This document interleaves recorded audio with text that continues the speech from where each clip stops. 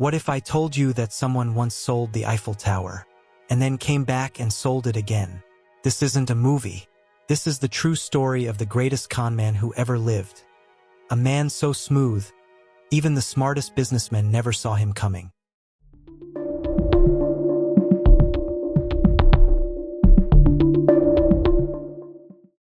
Paris, 1925. The city of lights. Jazz drifting through the air, champagne glasses clinking in smoky cabarets. The Eiffel Tower, a proud iron giant standing over the city. To the people of France, it's a symbol of progress. To one man, it's an opportunity. His name is Victor Lustig, a man with a taste for fine suits, expensive hotels, and other people's money. Born in Austria-Hungary in 1890, Lustig didn't grow up poor, but he always wanted more. And he had a gift. The ability to look anyone in the eye and make them believe anything. It was a gift he was about to use to commit one of the boldest scams in history. He would sell the Eiffel Tower, and he'd do it not once, but twice. The 1920s in Paris were buzzing with gossip.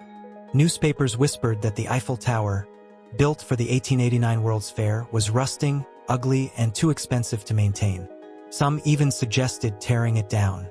Lustig saw his chance.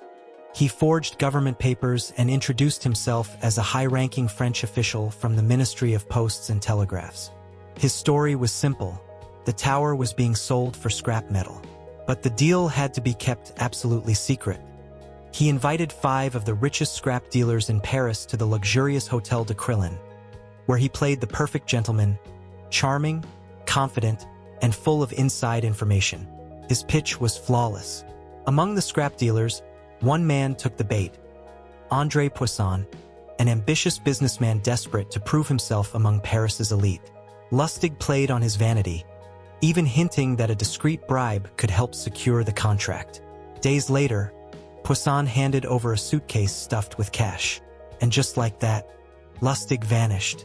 He boarded a train to Vienna, leaving Poisson too humiliated to go to the police. It was the perfect crime. No witnesses, no paper trail, no complaint. Most con men would have retired after pulling off such an outrageous stunt. Not Victor Lustig. A few months later, he returned to Paris. Same forged documents, same luxury hotel, same pitch. Incredibly, he found another buyer willing to pay for the tower. But this time, his target grew suspicious and went to the police. Realizing the trap was closing in, Lustig fled to America before he could be arrested. And in the United States, he would become even more infamous. In America, Lustig reinvented himself as Count Victor Lustig, a European aristocrat with an endless supply of money-making schemes. His most famous? The money box, a small wooden device that he claimed could print real $100 bills using a secret chemical process. He would demonstrate it to victims, who'd watch in awe as it produced real currency. Not knowing Lustig had preloaded it with genuine notes. By the time they discovered it was fake, he was long gone. Lustig's brilliance eventually caught up with him. He crossed the wrong man, legendary gangster Al Capone. The story goes that Lustig tricked Capone out of $5,000. And instead of getting himself killed, he returned the money, claiming the deal had fallen through. The gesture so impressed Capone that he gave Lustig $1,000 for his honesty. But the FBI was less forgiving. In 1935, after years of chasing him, they caught Lustig with counterfeit bills. Sentenced to 20 years in Alcatraz, the man who sold the Eiffel Tower spent his final years behind bars, dying of pneumonia in 1947. His death certificate listed his occupation as simply apprentice salesman. Victor Lustig's story is more than just a tale of scams and stolen fortunes. It's a masterclass in human psychology, in how greed, vanity, and the hunger for prestige can blind even the smartest people.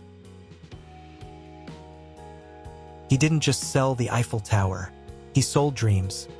And like all dreams that seem too good to be true, they vanished in the morning light.